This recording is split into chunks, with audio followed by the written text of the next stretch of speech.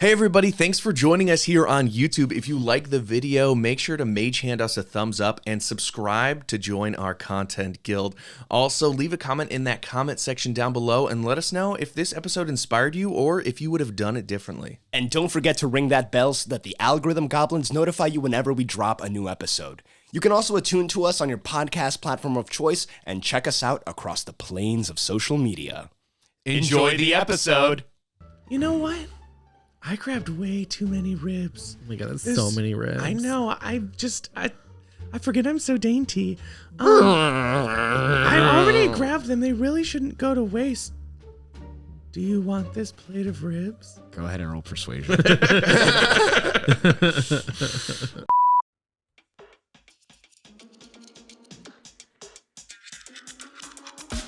Welcome to Dungeon Busters, your Dungeons & Dragons actual play experiment.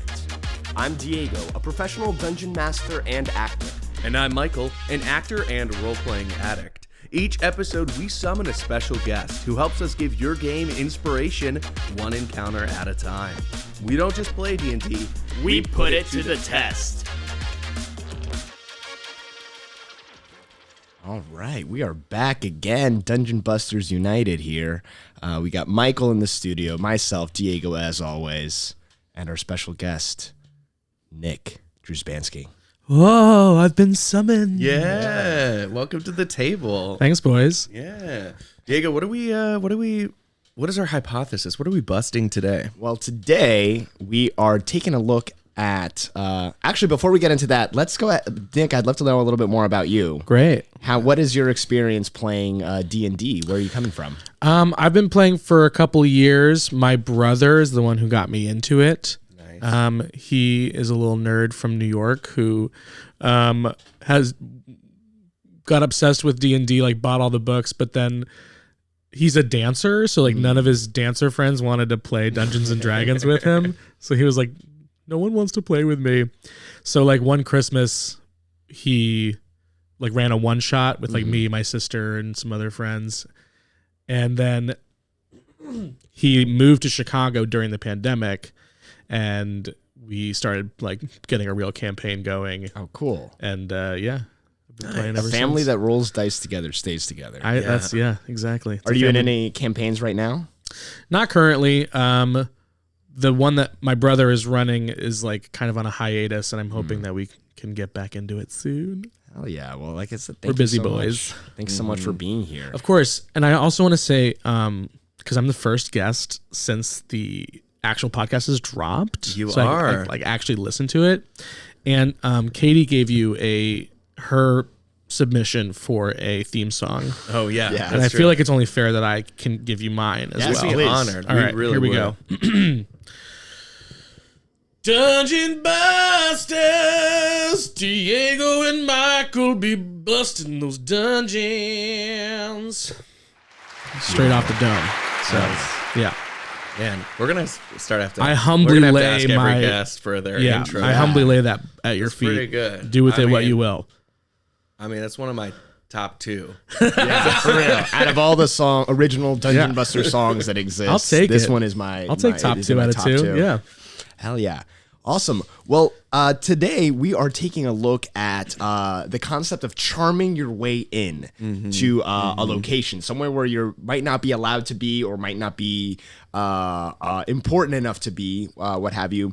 Really kind of taking a look at how can characters get in somewhere without having to necessarily rely on stealth and sneakiness. This is more of a like kind of charisma and social test of kind of, talking your way in somewhere. Have either of y'all ever been in a campaign or in a situation where you've had to, talk your way in? Yeah, it's so funny that this was my episode because the campaign that I play in, when I first started building the character, I just kind of thought like generally the kind of character I thought would be cool to play. So I play a druid who has no charisma. He's like from the woods. He like helps animals. So I was like, he wouldn't be charismatic. Like he doesn't interact with people a lot. Yeah.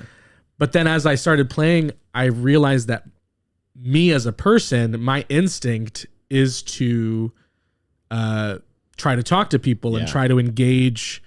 I was doing a lot of persuasion checks and stuff and just bombing because I had a -1 to persuasion. Lord, so everyone hated me.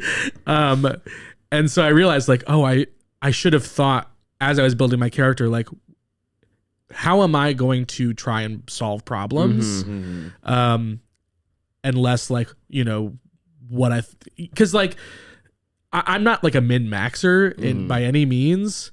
And I don't think that, that's like, you don't have to be that way to play. But like, in terms of thinking about how I would want to instinctively solve a problem, I was like, I fully screwed myself over. That's funny. You really touch on like the idea of like different player characters in a party having different roles in the game, right? Like you came in wanting to on a really role play heavy concept, but then in actuality that didn't necessarily mesh well with the play style you were looking for in that game. Yeah, and then I just had to lean into the fact that I was just like really unlikable,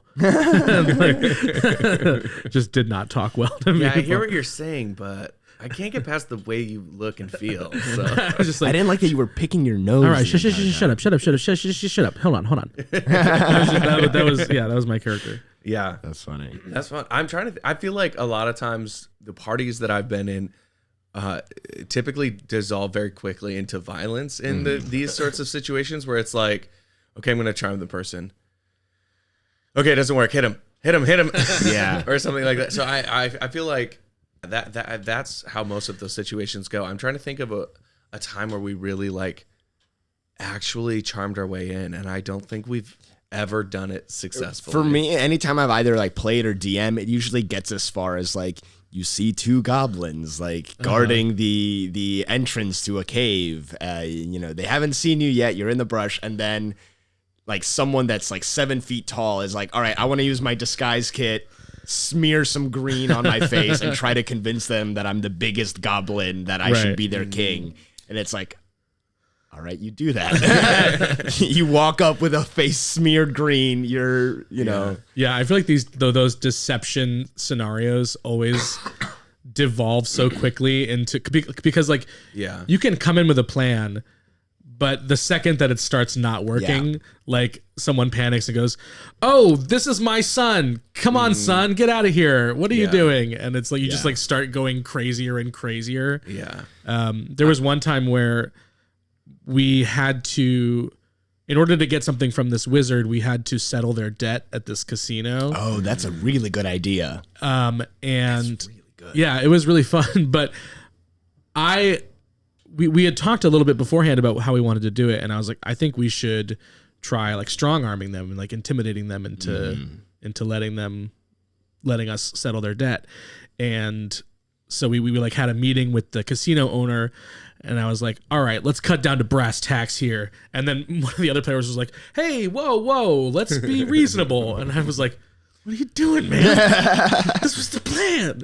And then like it literally like devolved into, it was like a boat casino, and it literally devolved into like us sinking the boat. Oh gosh. Because it went so poorly. So I do feel like charming scenarios can so quickly get out of hand. It's tough when you have 6 people at the negotiating table, and it's like, no, this was the plan. It's so easy for everyone to be like, well, what about this? Well, what about this? Well, what about this? Or like, you're like, well, I have a +6 with my sword, so I'm just gonna do that instead. People, it's hard to get the whole party's story straight. Like people don't want to agree. At least I feel like that's how it goes in like high stakes situations. I feel like when like charming often works is like, oh, I want to get a discount on that awesome sword. Yeah. Or in the campaign I was recently playing, we made friends with some kobolds in this dungeon, and they were kind of helping us scope it out. But that's just because we were like nice to them. So it was like a persuasion check, but it was like, hey, we're cool. We won't hurt you if you don't hurt us anymore. Right. But it wasn't like we have to break into the high castle and, have our disguises and backstories all figured out and like have our story straight. I feel like that's like the high stakes element of it that can so quickly become unraveled. Totally. Right. And if you're going in like with spells, a lot of the times, like I know friendship, they know that you cast it on them after the spell wears off. So it's like, it's so dicey to try and come in like I feel like that's always immediately spells ablazing, because then it's like I went in and like in preparation for this one, I was, because obviously y'all knew that this was the concept going in, and really looked into like all the like nuances of those spells, because like charm person, I think friendship as well, yeah. they know that the spell was cast on them and like with an hour later, like after the spell wears off. Right. So that means I've heard good solutions to go around that is like either that means you got an hour to get in, get out, do whatever it is you need, or you need to charm them and look like someone else. Right. So that way they think, oh, it was the gnome with the crooked nose who, cast this magic on me, rather than, the PC that they know you to be. Yeah, that is always, I feel like that's always been almost enough of a consequence that I'm like, I almost don't want to use it. It's not worth it. Yeah. It's like I'd rather just try to persuade them without magic. Yeah, I feel like like using charm person or like suggestion or something is in social situations should be like a last resort. Mm-hmm. Yeah. Because if you can just talk your way in, then you know there's less consequences. It's also interesting too, because like charm person, like by the rules of the spell, like it only lets you like convince someone that you're a friendly acquaintance. So this isn't like Right. think of someone in your life right now who is a friendly acquaintance and how much like it's like you convince the palace guard that you're a friendly acquaintance. All right, let me go see the king. Yeah, it's like, yeah. no, he's not. Like, buddy, I It's like you. Hey, I'm not friendly gonna. acquaintance, let me in your kitchen and let me have some of your food. And maybe Right. that's about like scaling the level of the lie of like, oh, I forgot my ticket. Yeah. So can you let me? Oh, that's buy smart. it? Yeah, scale Right. the lie. I just forgot it, man. Like, you know how forgetful I can be, right? Or even say like, hey man, can you go get it for me? Whatever it is. Yeah. And then now the door isn't guarded or whatever it is. Right. Awesome. Well, Or hey, can you let me see that list? And then you just pick out a random name. there I am, right there. I'm right there. yeah, I'm trying to think of like a good like example of a friendly acquaintance to like fall back on, like in like media or culture or like my personal life. Like I guess the doorman at our theater. I'd say that's a friendly acquaintance. Very Oh friendly. yeah. Like Yeah. he knows us. We chat with him. The theater that we work at, there's a doorman who works a door. So yeah, I don't know. I feel like that's like a good like barometer for like where a friendly acquaintance is. Yeah. Like we've seen each other, we know each other, we chat.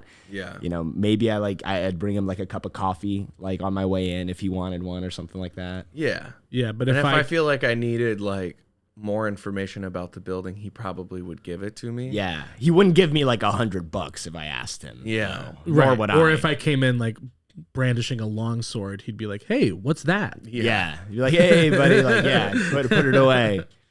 Awesome. Well, this was a really great conversation. I think we really hit on a lot of interesting points. So why don't we go down to the Dungeon Busters lab and put this to the test? Oh my god, we're in an elevator right now. Whoa. Yeah. It's like shooting us down into the basement.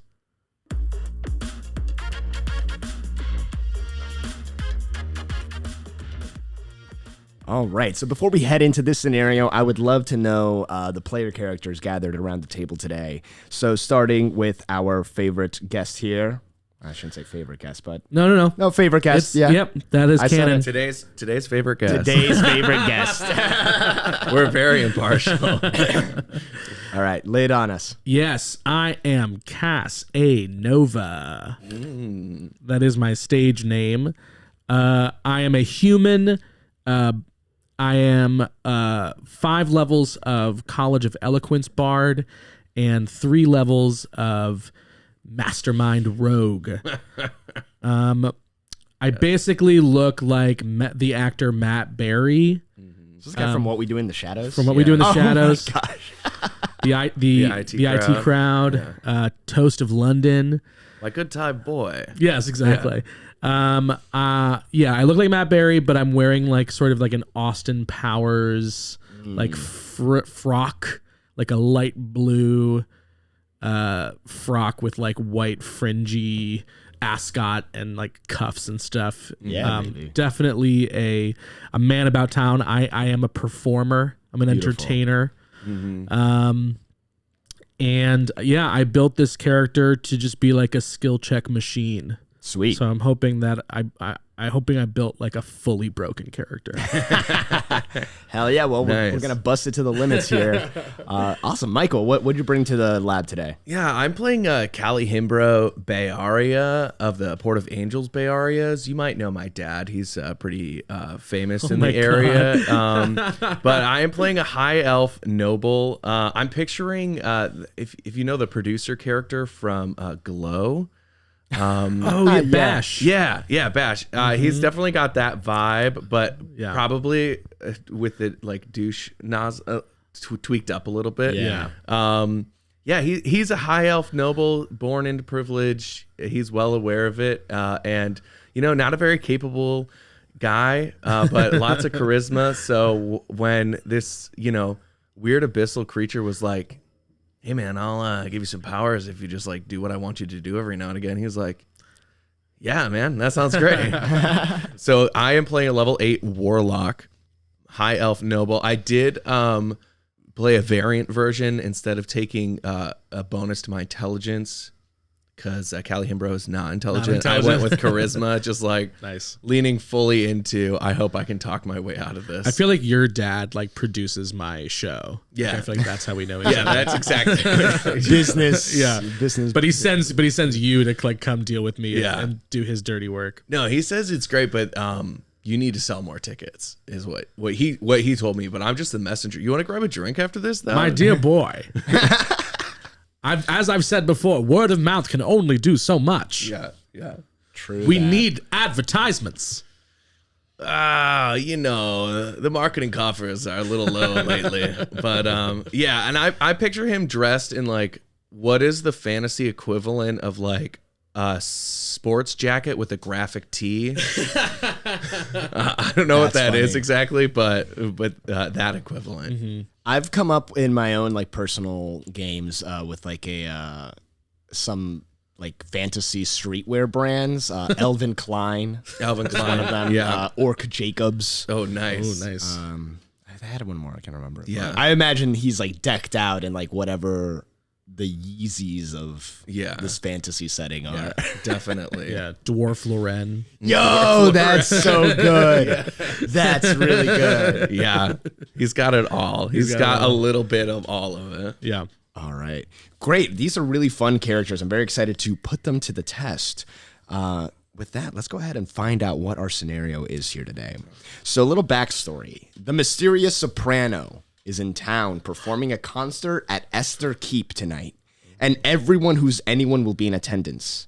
The pair of you, in order to win over a snubbed noble, you have to secure an autograph from the Soprano before she sets off again at dawn for her next concert destination.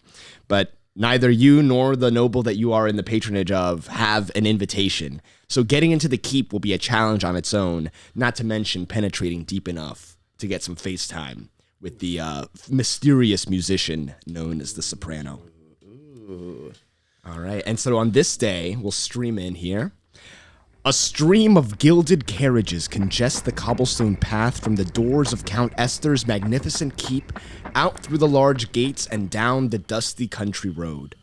Gaudily dressed highborn ladies and impeccably manicured aristocrats are announced by name and title as they exit their carriage and ascend the grand stairs to the front door. A black-clad duo at the entryway take inventory of each of the guests' handwritten invitations before opening oaken doors that let out a taste of the revelry within. A flustered footman clad in house colors tries to direct a confused ale merchant away from the main entrance and down a gravelly road that curves towards the back of the estate. Private guards stationed throughout the grounds help keep order as the invitees stream in. So you guys are kind of outside of the grounds right now, just seeing these carriages streaming in, dropping off their wealthy patrons. What would y'all like to do? So these invitations, you said they're handwritten. So Yes. like even if we were to acquire one, would we then have to like disguise ourselves as the receiver of the invitation? Or if we get a ticket, like then we're in? It depends. I don't know. It depends how the dice go. Depends how you talk. What your character decides to do in the moment. I will say I think I forget which. I think if it's a feature or tools or whatever. Your forger's tools. Yeah, if you're Yeah. proficient in forger's tools, you would be able to maybe secure your own. But if neither of you have as a that mastermind rogue, I actually might have. you might. Let's Forgery check kit. in. I do love the rogue mastermind Yeah. subclasses. Yeah, so it looks like you are proficient in dice set, disguise kit, drum, lute, musical instruments, thieves' tools, viol, or I guess that's an instrument, a disguise kit, and a forgery kit. Yes. Oh, okay, hell yeah, forgery kit. Yeah, so if you can get your eyes on a letter, I believe with a forgery kit proficiency, you can like look at the letter and make your own, but you don't have it. You don't have an invitation. Neither one of you do. Callie, my son, you secured the invitations to tonight's event, yes? You see, I asked my dad for tickets, Yes. and he was like, figure it out. And I was like, I'm trying to figure it out, but you won't give me tickets. And he was like, no, that's what I want you to figure out on your own. And then you figured it out, correct? Yeah, and then I came here and was like, are we doing this thing? So we're currently in the figure it out stage of your plan. Yeah, I was thinking we'd figure it out as like a team. You know? Absolutely useless. Yeah. You're absolutely useless to me. All right. I see two courses of action here. All right. We could pretend that we are valets and meet a carriage nearby the theater Yeah. and mug the people in the carriage. Violence is not a course of action I wish to take tonight. Is the carriage, like, there's a whole line of them, right? Yeah, so they're kind of like bumper to bumper, almost coming down like this long country road, turning right past these like opulent gates, going through like circling like in like the roundabout that's like in the front of it, and then kind of coming back out again. Some of them are being redirected to some like on ground stables. You do see like that there are some merchants that have gotten confused and are trying to go in through like the front, but they're being redirected by footmen towards a gravel path around the back. Okay. So I could use my disguise kit to look like a valet, and then be like, "We're redirecting carriages." I think you Let should me just see your invitation. Yeah, I think you should just say, get your invitations out. Be ready to show them at the door. Okay. So I would like to, using my disguise kit, engage in a Sherlock Holmes style montage of changing into a valet, like from the Guy Ritchie Sherlock Holmes movies, where Robert Downey Jr. is like walking down the street grabbing people's hats and grabbing some soot and putting it on his face and like doing all this stuff to make him look different. Calihimbro would definitely assist by like trying to talk people up of like, oh, we definitely need that top hat, so let me like talk to somebody and try to like distract them to make it easier for you to grab their clothing. Amazing, yeah. So do you want me to do like a disguise kit check? Yeah, so like, I mean, are y'all like kind of just walking up out of the woods to like a carriage, or like, I guess for the disguise kit check, actually, let me see here. Go ahead and roll. A charisma based? Yeah, charisma based disguise kit. That is a natural one. Okay. Ouch. But it is +7, but it's a natural one. Comes out to an 8 overall. Yeah. Yeah, you are kind of starting off with just your own clothes. You kind of just grab like your overcoat and just put it over your head, like a bit of a hunch, and kind of that's the disguise you're working with what you have. All right, I'll hunch it up and I'll approach a carriage and be like, Oi, we're checking invitations. Let me see your invitation, please. You see the valet that's like that has the reins on the horses for this carriage. Seems a bit startled, and he says, "Oh, sorry, am I at the wrong entrance? We were told to come pull up around the front." We're starting to get backed up, so we're initiating a new checkpoint here. So now we're checking the invitations, and then we're gonna send you down a different way. Go ahead and roll deception. That's 25. Yes, at once, sir. And he kind of like, for a moment, like glances over like your weird dress, but the professionalism of the circumstance compels him to reach into his coat pocket and pull out 2 invitations. Cool. So I would like to study these. I guess I think I need like a full minute. I think. Yeah. So I'm just gonna literally read each invitation out loud, Perfect. as slowly as I can. Yeah. Be like, your honored guest, we hereby invite you to. Hold on one second. I just gotta make sure these are legit. Yeah. Calihimbro's like behind a tree, jotting down everything that he hears, so they get the wording right. Okay, yeah. Amazing. Yeah, you recite through the entire letter, and the valet speaks up and says, "Great. If everything checks out, where would you like us to pull up to?" You know what? Actually, I think this line's starting to move now, so you can just stay in this line. Stay in this line. Yep. You're good. Just stay in this line, and I'm moving on now. Okay, bye. Great, awesome. And having read the letter, you know them to be addressed to the Percival estate, and specifically addressed to Lord Thomas Percival.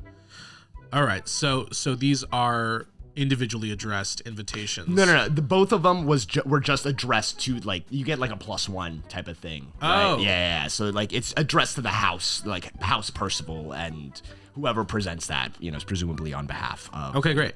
So I would house, like yeah. to forge. So basically, we have to forge this House Percival invitation and then beat them to the front. Yeah. Or we could make up a new name, but then we would risk not being On the list. We'd have to think of a name that would be on the list, which we could Could I do? try to do. Or we could try. I mean, we can try to beat them. Could I do maybe like a history check or something to see Yeah. if I could think of a name that would be on the list? I don't know if that would. I don't know if that would make sense. Yeah, like trying to guess a Yeah. name that would be on a list that you do not know about. Yeah, I think we just try and beat the Percivals to the punch. Yeah, I mean, the way you guys have been kind of stationed out there, and the Percival carriage, they've been just kind of, they're about to start rounding the bend into past the gate, but they've been waiting there for probably 10 minutes or so. Okay. So it's been Slow going. it's slow going. You have time. Yeah, and there are other some guests that have traveled on foot. Not many, but it's mostly carriage and horse. Right. But they don't have cars, so walking is a normal way of getting around. Dope. Okay, so then I am gonna forge this invitation. Great, awesome. Go ahead and roll. I don't know. I'm thinking either intelligence or wisdom. Do you have a preference? Wisdom. Great. Can I roll with advantage since he wrote down the? Yes. Dope. 13. 13. All right. With a 13, you kind of look down at your letter. The penmanship is impeccable. The seal that you managed to recreate was finely done as well. You have an invitation now addressed to the Percival estate in your possession. Don't tell anyone that you saw this. Saw what? Exactly. Good plan. Cool. So I remove my hunchback disguise, and I'm in my fine. Oh my God! Where did you come from? Powder blue. It was me the whole time. You understand that, correct? Oh, I thought it was Jerry. Gosh, I'm a greater actor than even I can understand. And in terms of the weapons that you have with you, obviously, if you're carrying like a broadsword, for example, it's gonna stick out. What are y'all doing in terms of these weps? Okay. I have a rapier. I think with my garb, I think it would look sort of presentational. Yeah, for sure. So I just have like a hilted rapier. Perfect. Okay. I do have some daggers on my belt, and then I have a quarterstaff, which I really picture as more of a cane Nice. that I walk around Hell with. yeah. So just like a big, Perfect. cane with a nice big And handle what was the on other one top. you said? Some daggers. Some daggers. Okay, cool. Nice and tiny. So yeah, easily hideable. You don't stick out too much in this. Like obviously there are some people who have much finer clothing than you that you've seen kind of walking in and out. But all in all, yeah, you look like folks that are dressed for the occasion at the very least. Dope. Great. What would y'all like to do, y'all? Would it be weird if we just walked straight up to the that we're not in a carriage? We gotta act like we're supposed to be here. I think we walk I think straight that's up. we Confidence strut. is key. Yeah, I think we strut. Yes, Great. we strut up like we're just a couple of locals. Amazing. Yeah, y'all strut straight past the Percival carriage. You see kind of the horse dude kind of is like just kind of steady on the reins, waiting to creep up in the line, and I'll just kind of walk. As we pass the Percival carriage, I like give them like a big nod and a wink, like good to see you. He like looks up and like points at the. It's like good on the invites. Oh, I'm not the hunchback. Oh now, yeah, so I'm you're just not the hunchback hey, anymore. Yeah. How's it going? Good to see you. Yeah, awesome, perfect. You're striding in with confidence, and you walk up straight to where the carriage has just pulled away from the valet at the bottom, and he kind of looks you up and down and says, "And who should I be introducing?" Lord Cass A. Nova. We are here on behalf of the Percival estate. They sent us in their stead. They couldn't make it tonight, unfortunately. Wonderful. And your companion? I'd be Calihimbro Bayarea of the Port of Angels Bayarias. Introducing Calihimbro Bayarea of the Port of Angel Bayarias and Cass A. Nova on behalf of the Percival estate. Stop. Oh, please, stop. No one's clapping, but I'm like, oh, please. Stop. Thank you very start much. Clapping. Oh, thank you, please. And then he like kind of just easily motions you to walk up to the door. At which point you do see the two people clad in black. One of them is a half elf with short cropped orange hair. The other is a human. You can see that he has some burns peeking out of his like black gloves and tattoos coming up on his neck. They've just finished checking the invitations for a gaggle of young aristocrats and have entered them into the party. They look to you next and motion with their finger like you guys are up. We supply our invitations. Awesome. Yeah, you hand over the invitations to the half-elf who takes them. Looks them over. My fingers twitch, ready to cast friends. If need be. And with an 11 on his intelligence check, he kind of looks it over and says, all right, come on in. Welcome to the party, gentlemen. And admits you past the oaken doors into the grand ballroom here. Silver and orange banners billow in the cavernous chamber where the invited revelers dance and twirl around floating bottles of wine and tables of sprawling food. The string quartet bows after their ballad ends and begin tuning their instruments. A line of guards stands shoulder to shoulder at the base of the grand stairs to prevent guests from wandering upstairs to the castle's private quarters. A waving red journal parts the line of guards as a half-elf leads a giddy young footman bearing a plate of ribs past the line of guards and up the stairs. As the musicians launch into a lively tune, you notice that the crowd around you has begun to pair off as another round of dancing begins, and you are both awkwardly isolated in the middle of the dance hall. What would you all like to do? So our goal is to get access to the Soprano and get an autograph from An him. autograph, correct.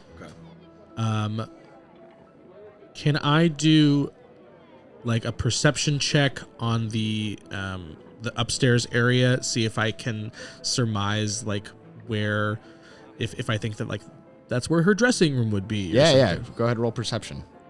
That's a 14. 14, yeah. Looking around, you're kind of in the middle of everyone dancing right now, avoiding kind of swinging arms and twirling people from bumping into you. And you can't really like see like down the hallway or anything. It's just kind of like, imagine like the Titanic, the stairs go up and they like split both ways. But you notice that there's no one up there. Like every now and then you'll see like someone trying to get through and the guards are just like holding still, like holding down the line. You only saw them part for the half-elf with the red journal as she was escorting one of the footmen with a platter of ribs. So this half-elf with the red journal, I assume that she looks rather important. Yeah, she wasn't carrying the plate of ribs. She right? wasn't. She had a red journal in her hand, and she kind of like plucked one of the footmen with food, and just kind of led him through the line of guards. The guards like didn't even like talk to her; they just like parted ways. They knew her immediately. I would like to sort of dance shuffle my way within 10 feet of them. Please roll a performance check. The DC is reduced to 5 if you have the noble background, however. I do have the noble background. Yeah. Yes. That's going to be a 21. 21. Yeah, I know the noble steps. You effortlessly switch from like a waltz to a trot, and you spin and swirl. You kind of like switch dance partners all the way through as you shimmy across the dance hall. You leave like a 60-year-old woman like twirling like oh. Yeah, she's like blushing a little bit. Her pearls. And I'm going to glance over at the 2 guards there, and I'm going to cast Out of the Hat. What is that? That is a cantrip so I want to get within 10 feet of them. When you're... Oh, I have to talk to them. Okay. So maybe I will go and talk to them, because I have to do that. And this is one of the spells from Underground Oracle. This is one of their homebrew third-party publisher for folks who may not be familiar with this spell. Yeah. very cool. It says, when you're asked for a password, name, or number, you may attempt to pull it from the interrogating creature's mind. The target creature must succeed on a wisdom saving throw, or you immediately pull the small bit of information from their head as though you already knew it. So I think I want to go up and be like, hey, I need to talk to the woman, the half elf who just passed with the red book. Oh, yeah. And I just saw them pass in here. I just need to talk to them. And as I'm saying it, I want to cast that and see if I can pick up like if they know her name. All right, let's see here. If that falls under the, it is only an 11 for the save DC because I'm not that wise. Let's see. Can I help out by using, and this is a bonus action, unsettling words? I can use one of my bardic inspirations and choose a creature I can see within 60 feet of me, and roll an inspiration die, and that creature subtracts that number from their saving throw. Amazing. Yeah, it is a big hall, and you guys were kind of at the mouth of it when he danced his way through. Mm-hmm. Give me a performance dance check to see if you can get close enough in time. Happily. Born for this. Ugh, gosh, I am rolling so badly. Okay, that's an 8 plus 7 is 15. 15, yeah. With a 15, great. you are able, like, you maybe you haven't been dancing these same steps like Calihimbro has been his entire noble life, but you like pick up on it. I like he's like dancing through like dancing with people, and I'm like bumping into every person that he dances with. Like, oh, sorry, excuse me, yep, sorry. With a 15, though, you succeed, and by the end, everyone is doing your weird bumpy dance. Like it has like spread through this dance hall now. I somehow stumbled upon the Thriller, like someone kind of like elbows you as you're like walking by. It's like, what do you call this dance, sir? I call it the Nova. Everybody do the Nova. And yeah, you are able. My skills consistently impress me. You are able to get So within I am reach going. there. Oh hell yeah! That's a 6, so they have to subtract 6 from their saving throw. Amazing. Let me go. And what kind of saving throw was it again? It's a wisdom save. Wiz save. Scar rolled a 5. Yes. And he Pull that name. and he's like, you're like, oh, what's the name? What's the name? And he just finishes the thought for you. Alessandra. Yeah, I have to speak to Alessandra right away. I'm sorry, sir. I'm under strict orders from the Count to only admit Alessandra and anything else that the performers might need before the. But rest assured, the performance will begin in about 30 minutes. I'm getting something for the performers. Alessandra told me to get it.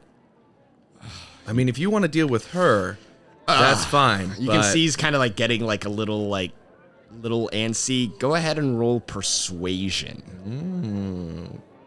If I intervene in some way, can I give him the help action?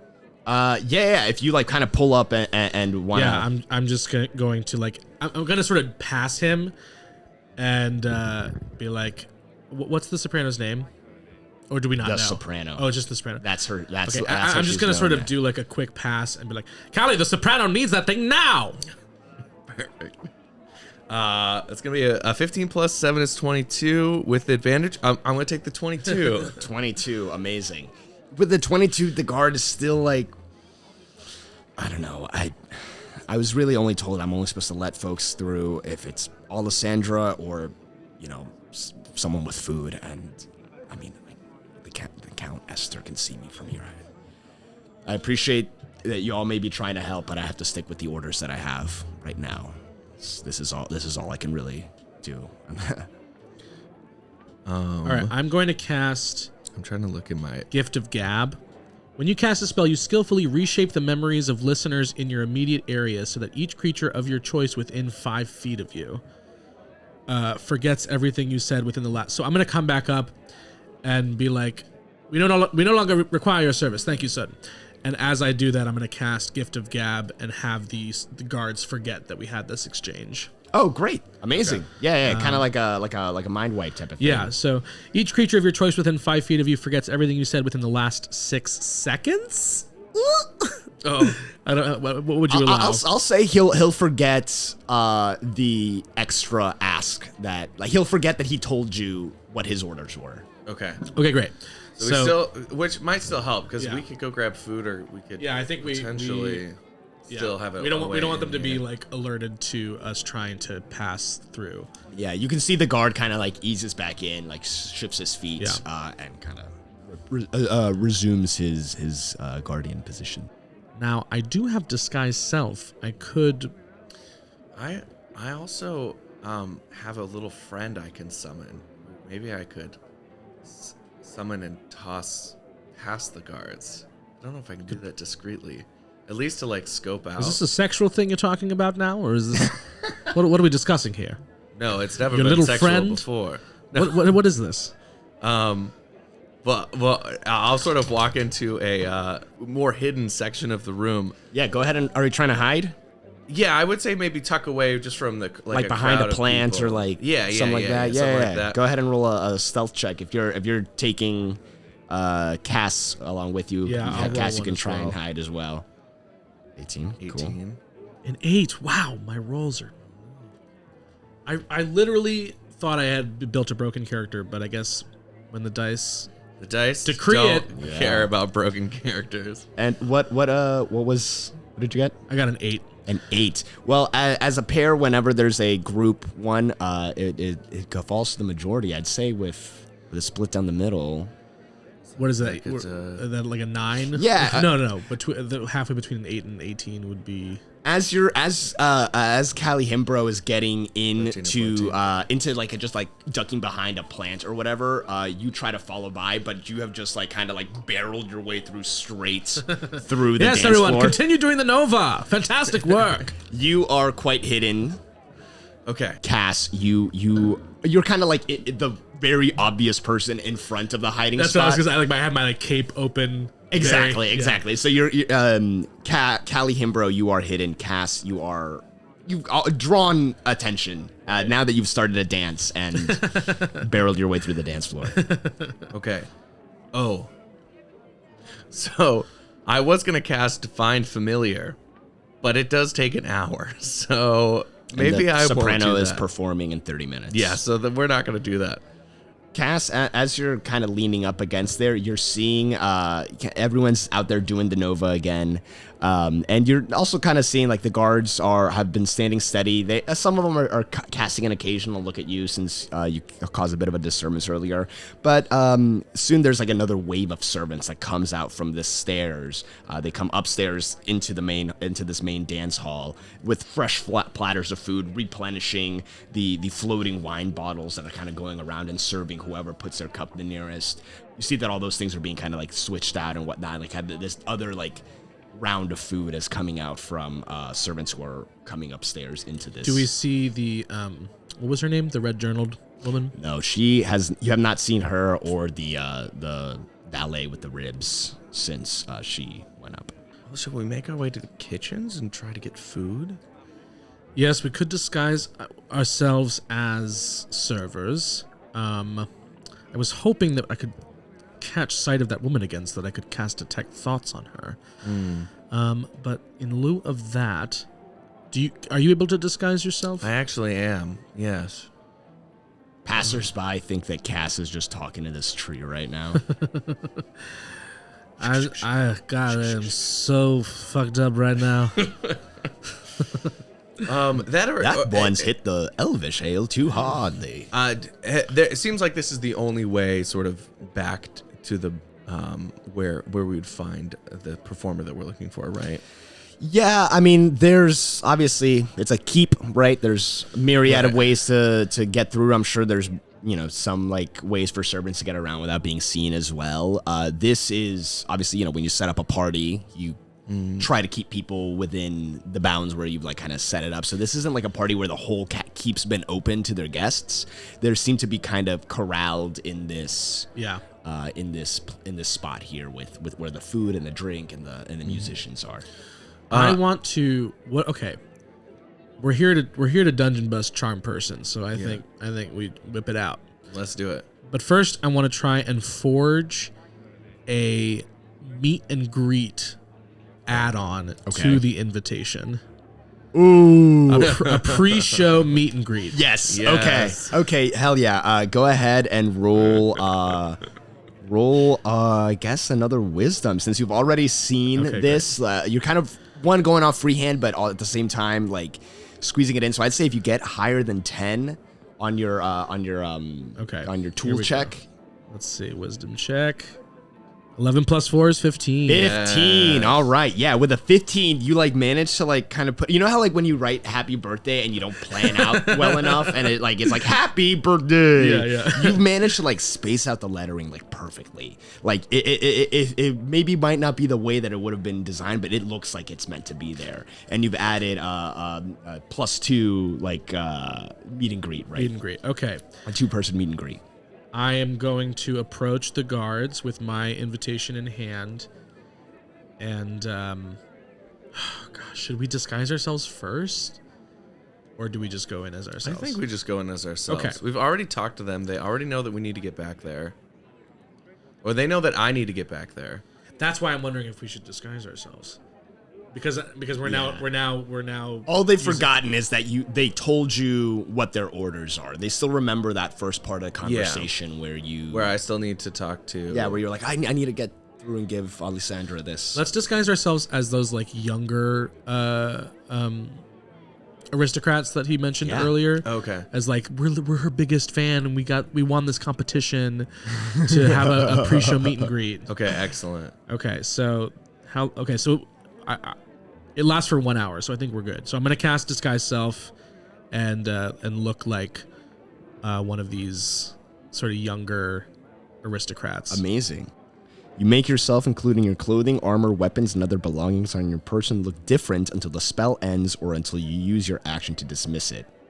The changes wrought by this spell fail to hold up to physical inspection. For example, if you use this spell to add a hat to your outfit, objects pass through the hat, and anyone who touches it would feel nothing or would feel your head and hair.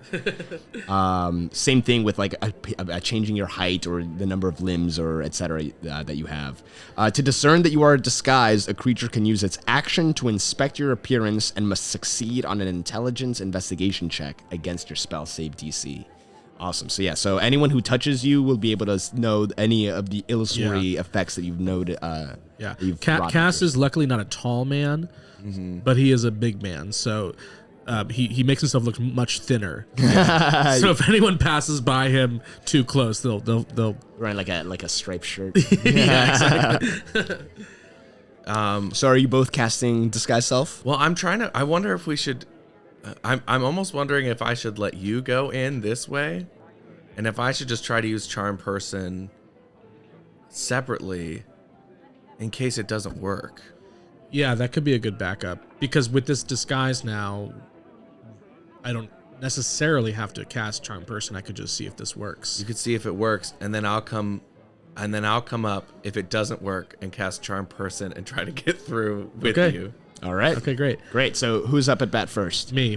All I'm right. gonna come up and be like, Just because as a warlock, I only have very limited spell slots, so I'm like, maybe I'll great. try to be most efficient with it. Okay, great. So with my forged meet and greet, I come up and be like, oh my god, I'm so excited. So like I won this competition to have a meet and greet, a short meet and greet with the Soprano pre-show. Here, I guess like I present this to you. Yeah, he takes this like, Roderick, did you meet and greet? Let me see. And he passes the letter over to Roderick. It's like, no one told. Looks official. And he's gonna like kind of look you up and down a little bit. So let me go ahead and roll. So that, my spell save is 15. And it was an investigation check, intelligence. And hold on, before you roll, let me read my my unsettling words because I might want to use that.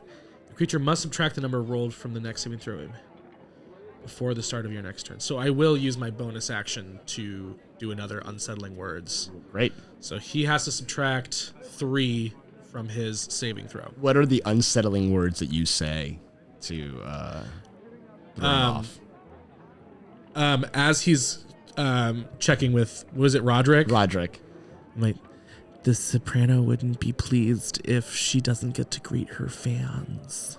You can see both guards kind of like shudder as they kind of look you up and down. The guards like kind of like looks at you and is like, this looks official to me. I mean, I'm lucky I can read. And pass and it's like, all right, make way, and they part. Come on, Bethany. They're letting us meet with her now. Oh, you want me to be Bethany? I'm just calling out like, come on, come on. Well, shoot, I guess I could be Bethany. Sure, as that's working, I'll cast Disguise Self. Okay, great. And I'll turn into Bethany. Do you want to do it from a hidden place, or are you casting Disguise Self behind the bush. I right. figure I'm just sort of like peeking from behind the bush. Yeah, roll a stealth check. I don't know if that's still hidden enough. Well, maybe I'll see if they can see me from here before I try to disguise myself while openly. Oh wait, no, you were the one that was expertly disguised. Yeah, you're fine. Never mind then. Yeah, I'll cast Disguise Self. Disguised. And I'll make myself look very similar to Casanova with some nice like pigtails coming out and just like. You see this Scream at the young laptop like of my elfin lungs. girl in pigtails pop up from behind the plant.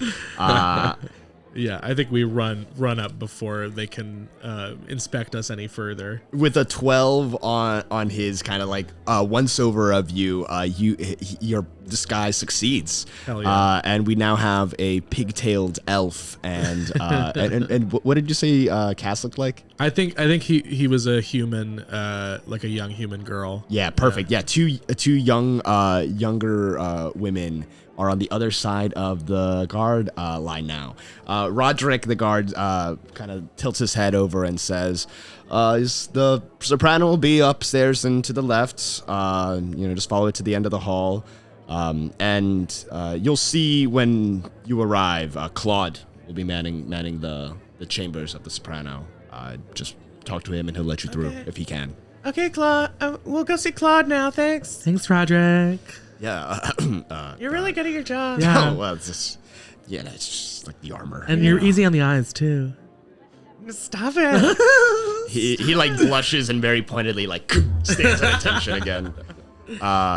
Amazing. Yeah. You guys are on the other side of the guard line now. You see that another wave of servants has now come out to bring out food and whatnot and replenish what's been lost. One of the musicians in the quartet, in the string quartet at the bottom there, as you guys are ascending up the stairs, comes to the end of a song and says, "Folks, the soprano will be ready in 15 minutes. 15 minutes till the soprano performs. Thank you all for being here at the keep of Count Esther."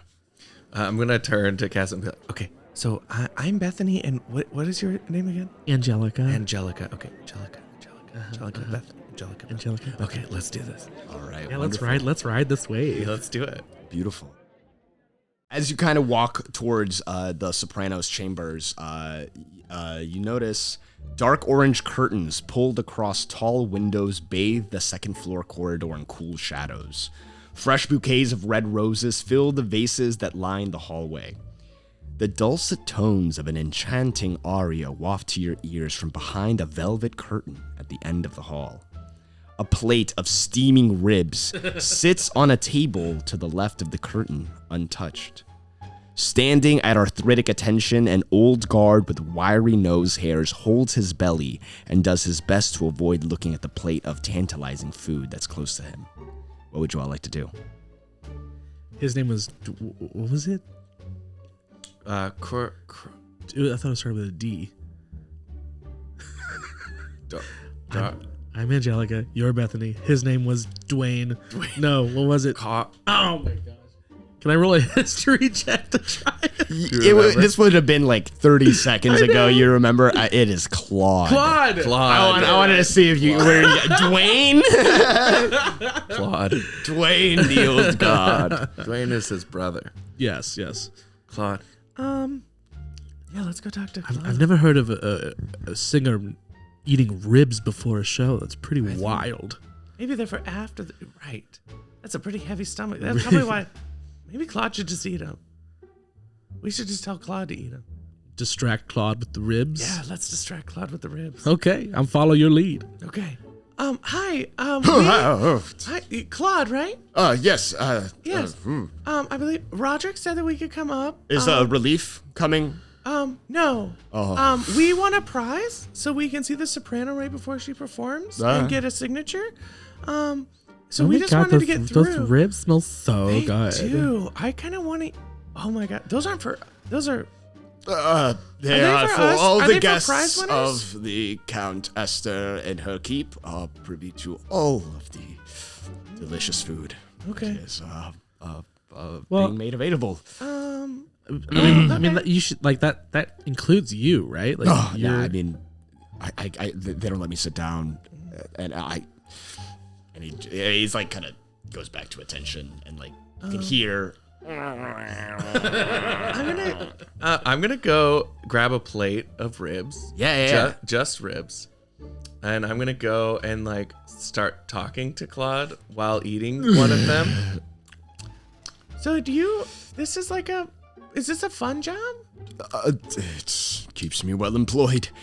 Been with the Count for 30 years now. You know what?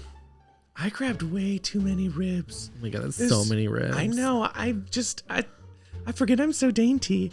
I already grabbed them. They really shouldn't go to waste. Do you want this plate of ribs? Go ahead and roll persuasion. Oh yes, here we go. This is gonna be a 14. 14. The guard is looking at you.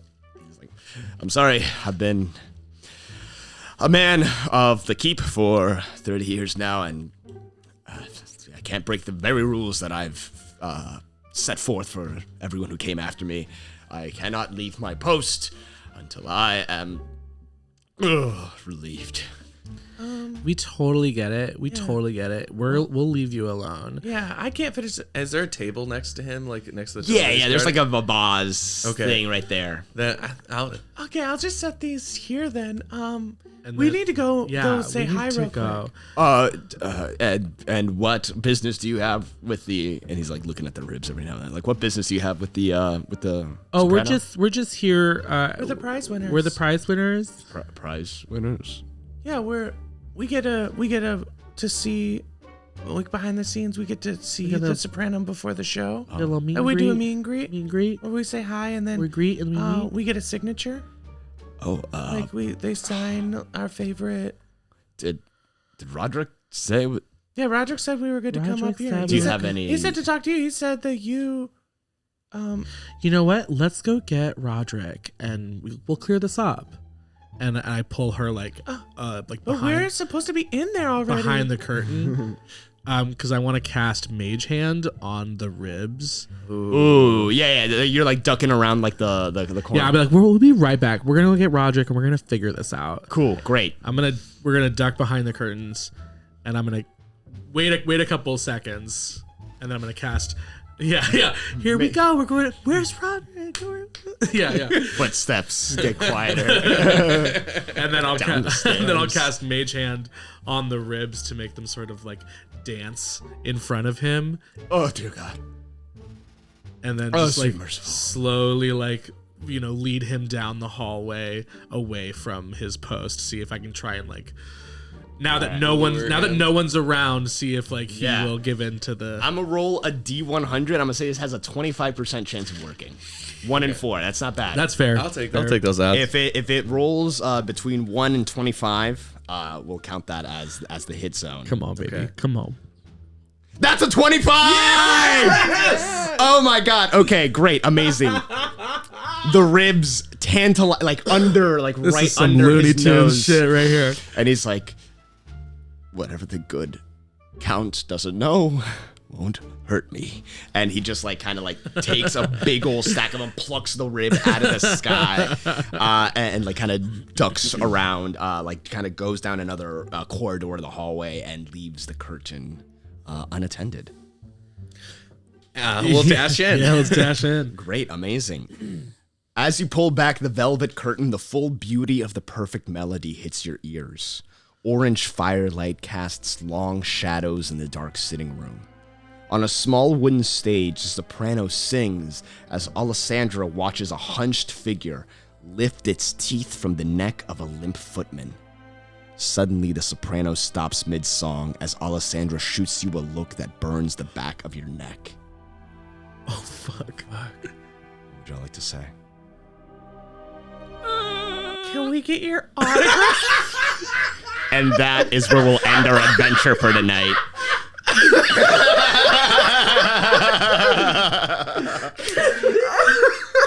Autograph? Oh, man.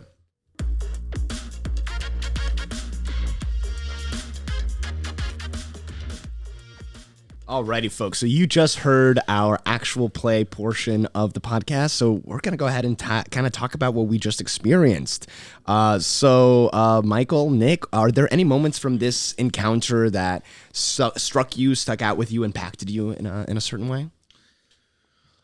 I will say, even just in building this character, I feel like there are so many more options beyond like charm person when you're trying to like get through an encounter without using, essentially with like charisma based checks. Mm-hmm. It was fun to explore essentially almost everything but the charm person spell, you know? And like we talked beforehand about using those kinds of spells as like a last ditch effort thing. And I think that's kind of what we effectively did in that encounter is like, we'll try everything that we can before we just like, you know, we had the backup plan of like, if that doesn't work, then we'll use charm person.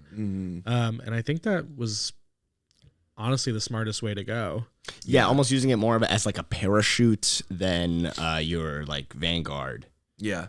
And I did feel a bit like we followed a bit of a less is more philosophy, at least as players, of like, okay, what is a realistic lie? Like, what are some things that we can do? Yeah. And we relied a lot on like disguising, and the forgery kit came in really helpful. Yeah, that really knocked down a whole like that first ring of this encounter. Yeah. Like, very, very well. Looking at the setup from the get-go, it's like, okay, well, the easiest way in would be, you know, to get an invitation ourselves. So let's try that first. And if that didn't work, then it's like, okay, well, maybe we sneak around the back and try and like find a back. Maybe we disguise ourselves as servers or something. So it's like starting with the simplest solution and then going down the list. I feel like that helped us.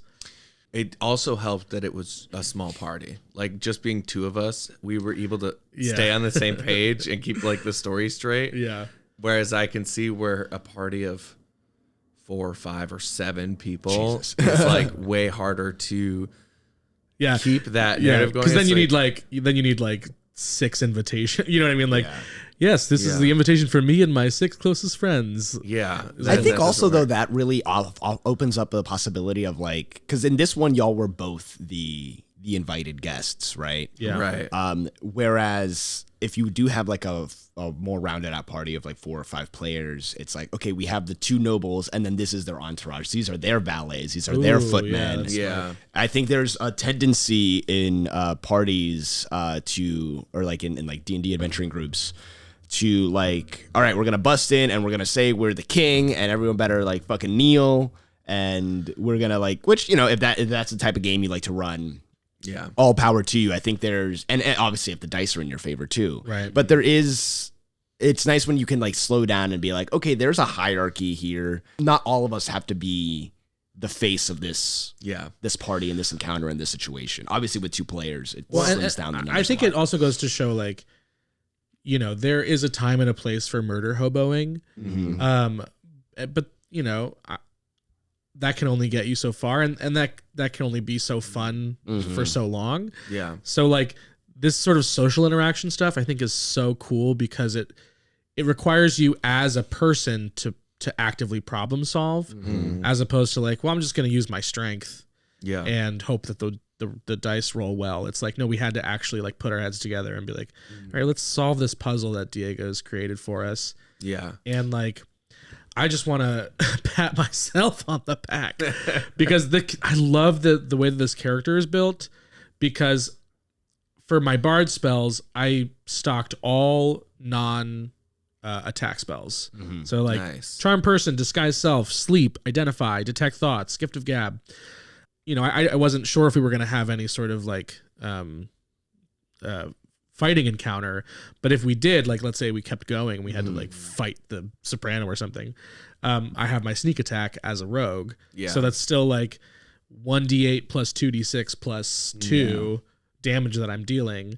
So it's like it's a really well balanced, like you can use your spells for social interaction, and then you can use your sneak attack for fighting. Yeah, and you're multi-classing, right? Rogue. Yeah, 5 levels of bard, 3 levels of rogue. Right. Very cool. Yeah, and these were level 8 characters. Yeah. Yeah. I think that's really cool. I think that being able to like stack your spells, and obviously like within the context of like the way we run our experiments, right? You know, you didn't come in like with spell slots already taken, or like you kind of know you can go all out in this like one-off. Yeah. But even like, you know, because I've played a druid mostly. Druids are kind of utility characters, and so there is that balance of like there's utility spells and then there's attack spells. Their way in might be I'll turn into a mouse. Right. And sneak in. But I feel like I always want to save my spells for, you know, if we get into an encounter, combat, into combat, because like, you know, druids aren't really effective just like with a scimitar or whatever. Right. So feeling that freedom to be like, I can use these spells for any social encounter. Yeah. To use Gift of Gab to like, you know, do those things. That was really cool. That's Gift from of Gab one was really fun. Yeah. I love the like orator, like what is it, like the orator subclass or whatever it is from. It's well for me it's the bard of is the School of Eloquence. School of Eloquence, that's what it is. That's awesome. I think that's really, really cool. That's a really strong build for this scenario too. I think what's fun about having this be, you know, like a standalone bit piece, you know, it makes me think of like, okay, well maybe we would have had ties to get in, you know, as nobles, but also it's an opportunity to like split the party, and maybe some people would know how to get work in the kitchens or how to get work as a guard. Like if you have a fighter in your group who used to be a soldier, maybe he can as connections get 2 or 3 of you in as guards. Yeah. And then you've got a whole team it's working. a full Ocean's 11 situation. And then you're in a full like heist scenario. Yeah. Especially like with something like this where it could be like, you know, this is happening. Like at the end of the week, you have a week to prepare, scope out the place. Yeah. Yeah. But I heist think episode coming soon. sometimes I feel like with these sort of situations, what it can get really granular, and I appreciate us being able to kind of move through and do like 1 or 2 checks and be like, okay, like I know in the past I played where it's like, oh, you want to cast a spell on somebody, well, you have to make a stealth check first to make sure they don't like even notice you casting the spell, and then it's got to work, and then you've got to make sure like nobody else notices. So it's like multiple levels of checks to make sure like one thing works. Yes. And that can be, I think from a realism standpoint, I understand DMs doing that. And I think maybe adding some of that risk is good. But sometimes I felt where it's like, man, why am I even trying? Because it's just like there's so many little granular things that can. And I think failure in one specific scenario doesn't mean overall failure. Yes. Like we tried to get him with the guards.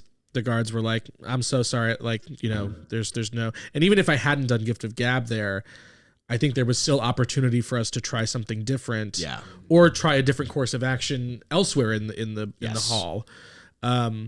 Instead of like, I feel like a lot of times DMs escalate too quickly. Yeah.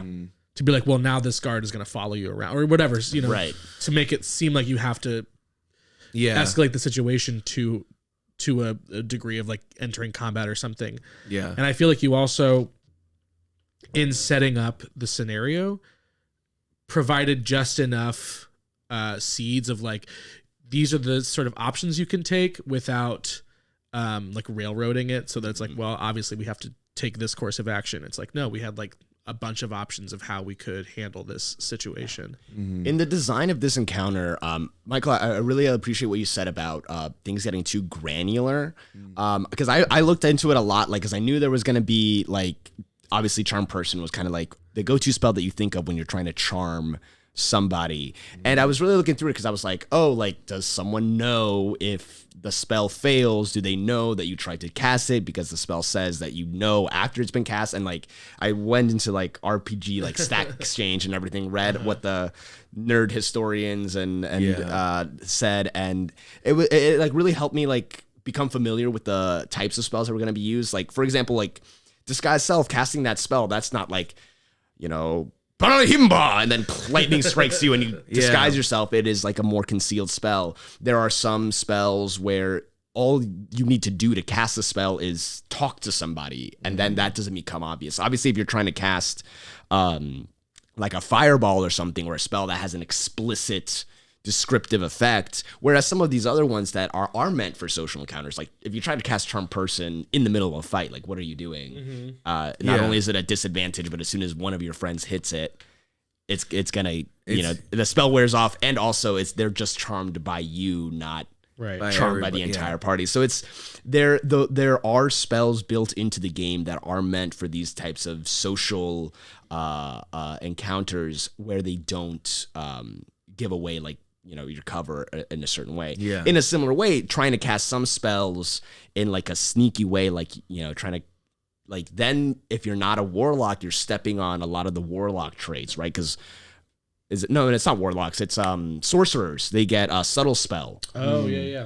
And so if you are just letting your wizard, you know, be able to cast fireballs stealthily, then you're completely stepping on a whole class feature that's built into the balance of the greater game. Yeah. So I was really trying to, like, make myself familiar with all of that when I came into planning this, so that I would know what spells would trigger like a bigger reaction, right? If like guards see like someone casting fireball in the middle, it's like, oh shit, there's someone attacking the party. When we talked about the forgery, I was like, oh, that's actually like a thing that my subclass of rogue specifically is good at, because I don't think I have it yet, but if I were to level up the mastermind, they can do insight checks on the written word.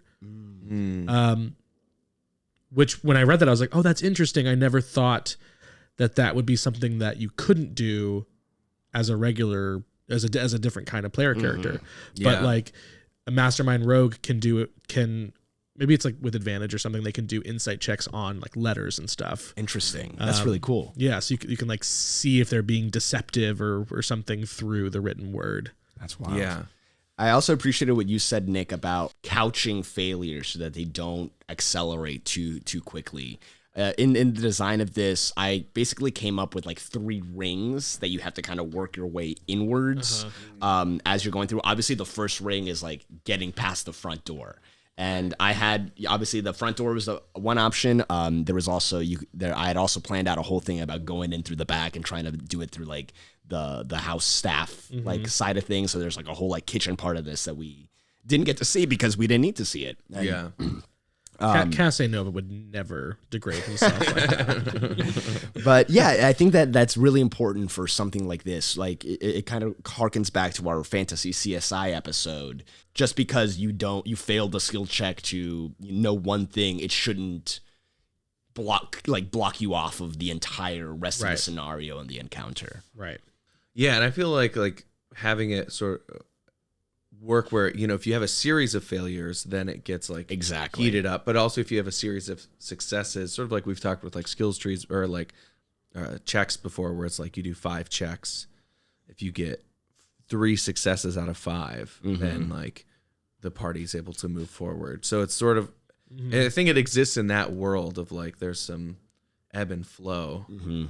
And I think with the way that we approached it, it didn't feel like we were just doing persuasion checks over and over and over again. That was something I really wanted to avoid too. Yeah.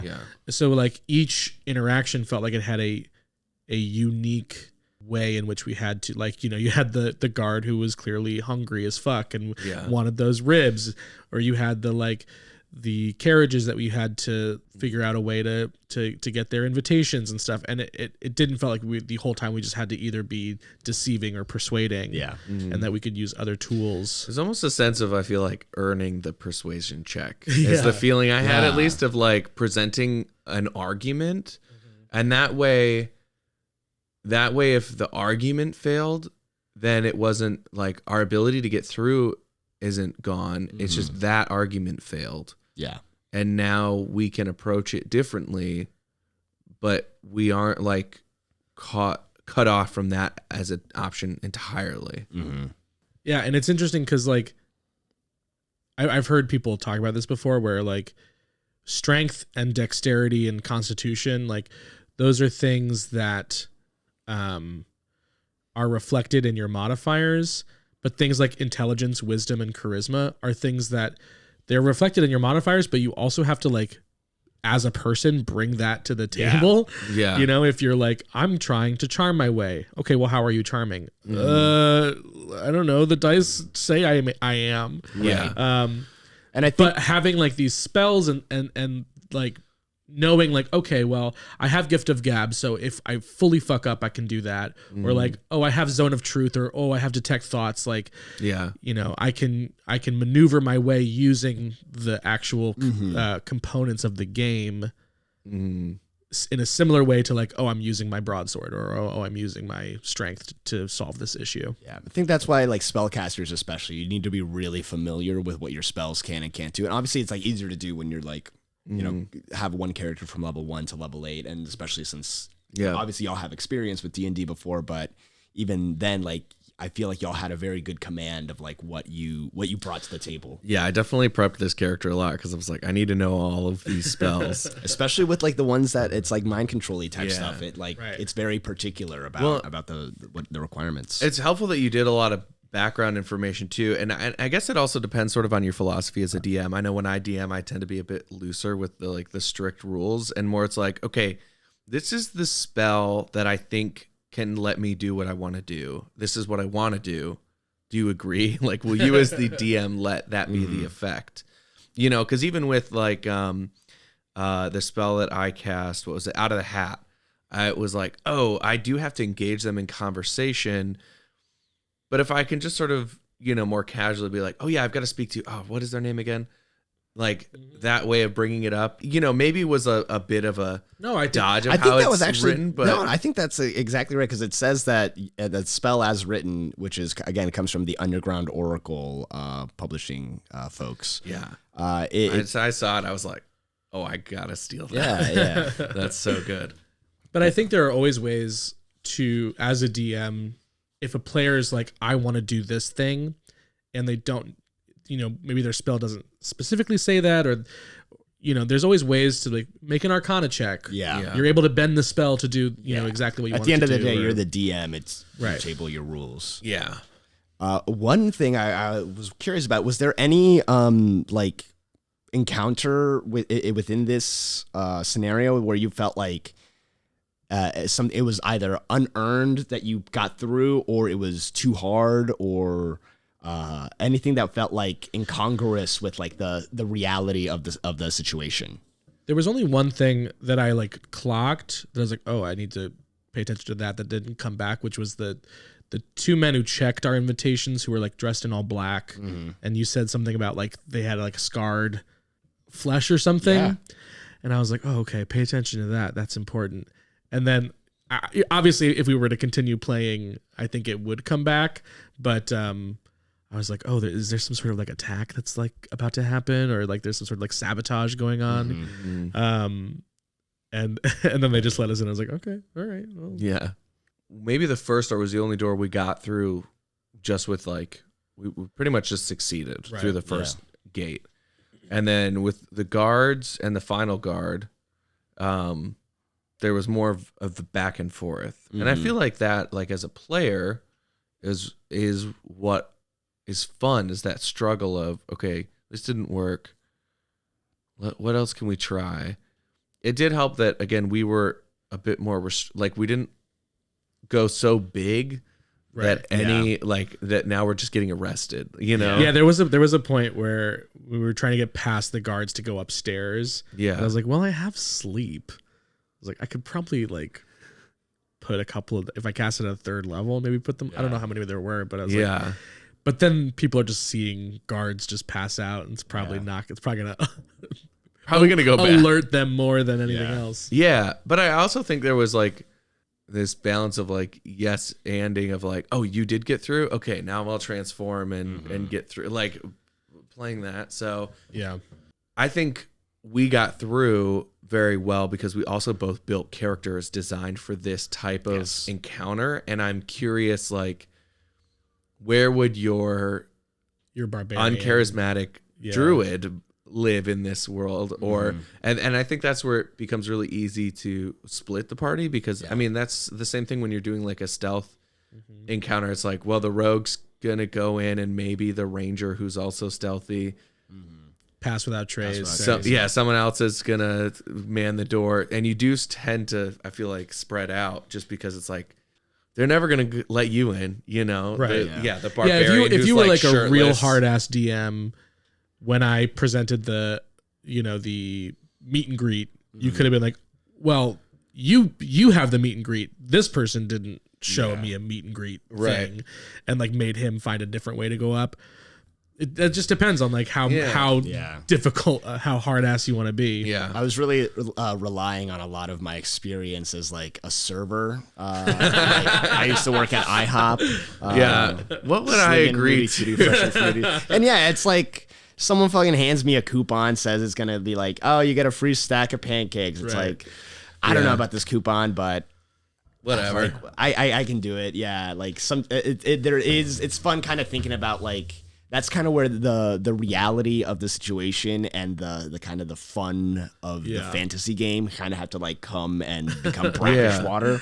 Yeah. Well, and I feel like it depends also on the type of game you're playing. Like, again, picturing a DM and their party, how serious are you? Because like I've like that moment of us getting through the final door because you mage handed a plate of ribs is excellent. Like that is such like fun, rich story that like as a party I'm gonna remember. Like that's hilarious.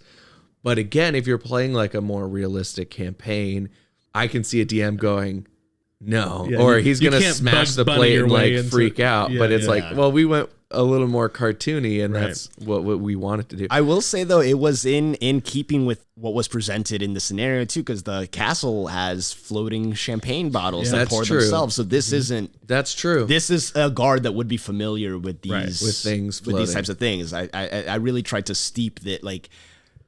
Think about how the fantasy part is gonna like. How does that change a party? How does that change a serving staff? How does that change the way that people see a floating pie or a floating rice or whatever? We sort of got into that too with the CSI episode too, of like, well, in this world, magic is real, so you are thinking about like how magic would affect people's perception. And that's the same thing here too. Floating plate, that's not that weird. Maybe it means that I should eat it. Because it's my reward. Yeah. In my head, there was like, I mean, there are like kitchen staff here who are specifically trained to like cast unseen servant and have like and help bring these things to life. I am curious. What did y'all think of that ending? Oh, I want to keep playing. Like it was so good. I love. I mean, it's a perfect button, but also perfect button. Let's go. I know. I was like, we still got to get our signature. I don't ever get to like say like talk these things through in my normal games, but yeah, I had like a whole kitchen thing. What did y'all get from like that ending? Like, what did it tell you about where the story was going? I feel like our soprano was the one who was feasting, right? No, she was singing. Oh, there was another hunched figure being watched by the soprano and by Alessandra, who was doing the feeding. Oh, okay. Yeah, I think it's the who was the name? What was the name of the person presenting? Like the court of Count Esther. Count Esther. Yeah. I thought it was maybe Count Esther is like his private show or something. But, I got like like there was something very like weird and almost like vampiric. Yes, maybe it was yes. the vibe that I was going for. It was like, oh, they're like sucking energy out of this If entity. y'all had gone through the kitchen, you would have seen, just like kind of in the background, a bunch of kobolds who spilled a cask of thick red wine. Bakers, whatever, perfecting red velvet souffles.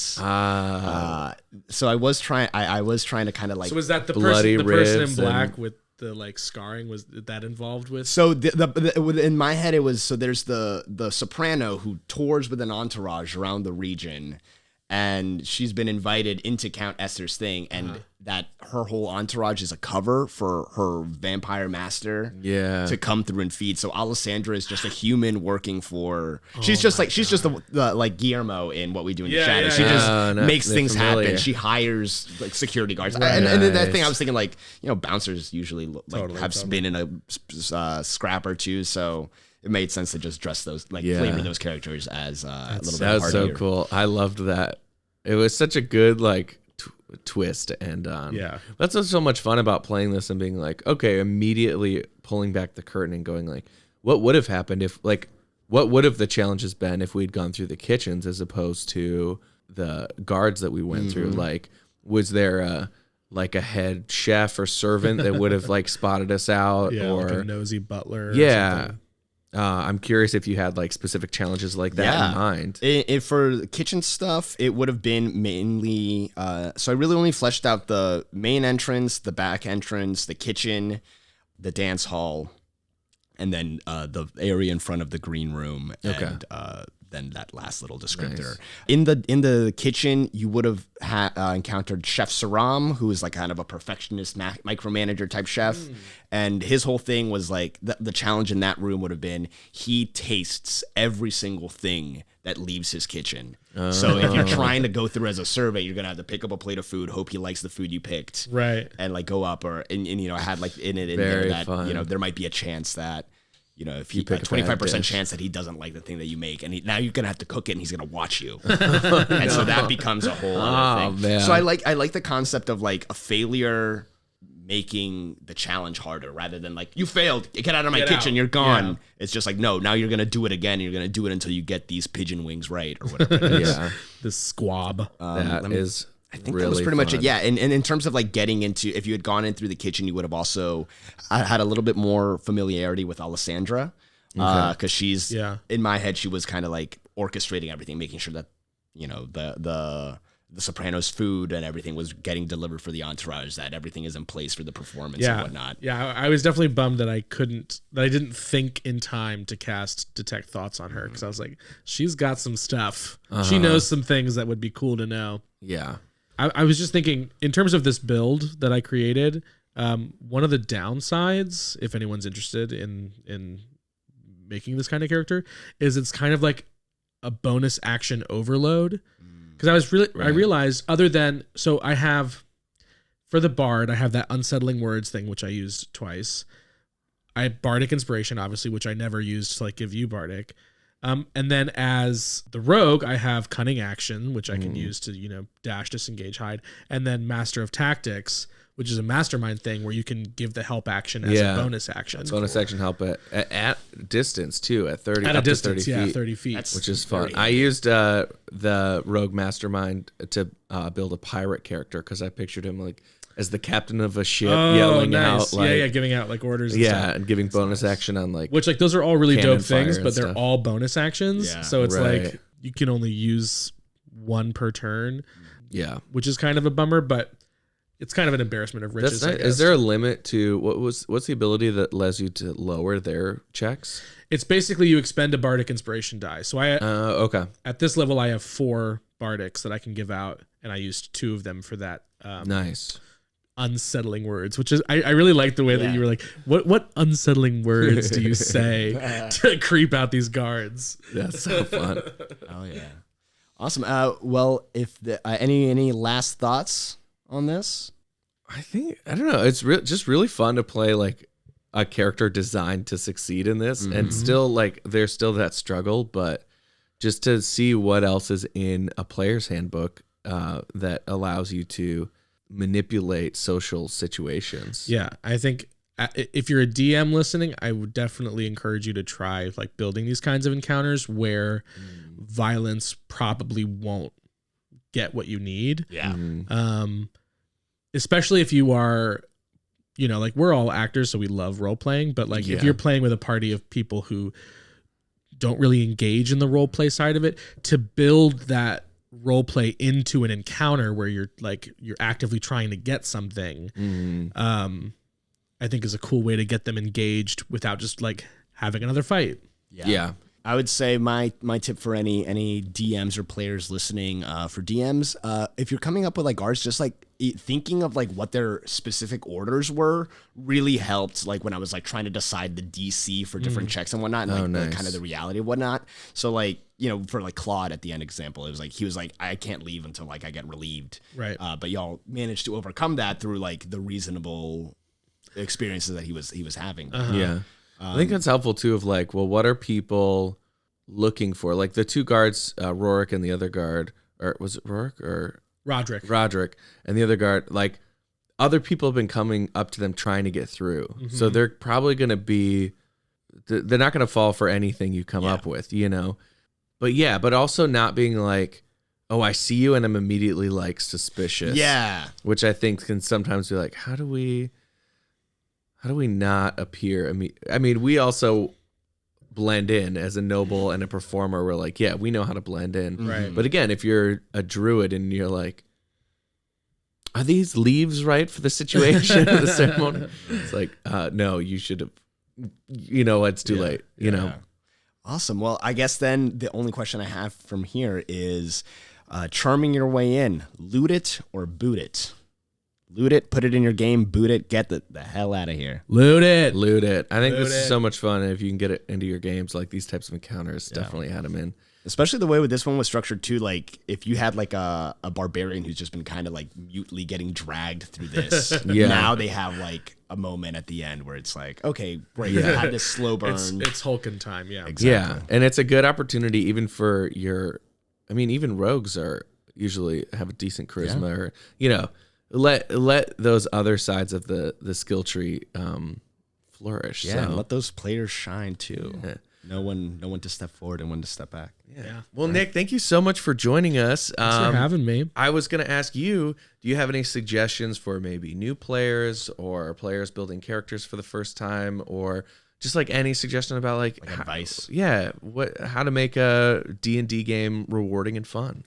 Yeah. I mean, I think giving your character a strong reason to be adventuring. I know playing the lone wolf is always enticing, but like it is a collaborative game, so having like a reason to work together. And you know, you don't have to min-max your character. You don't have to like create the perfectly statted out character, as long as it's like a character that you enjoy playing and plays to your skill set. Well, and as we experienced in this encounter, even a broken player doesn't always succeed. Always work. So you can still roll in that one. Yeah. Yeah. And have fun with it. Yeah. Anything you want to plug, Nick? Follow my Instagram at the Bare Naked Pole. I make pierogi. And they're fantastic.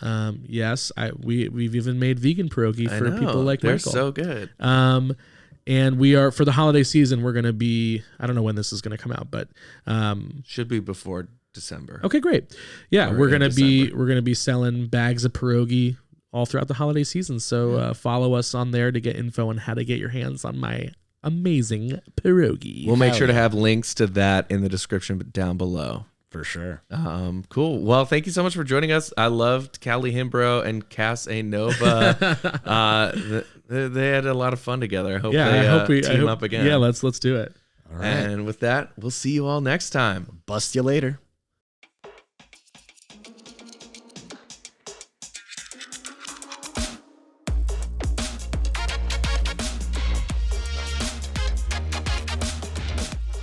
Thanks for scrolling into this episode of Dungeon Busters.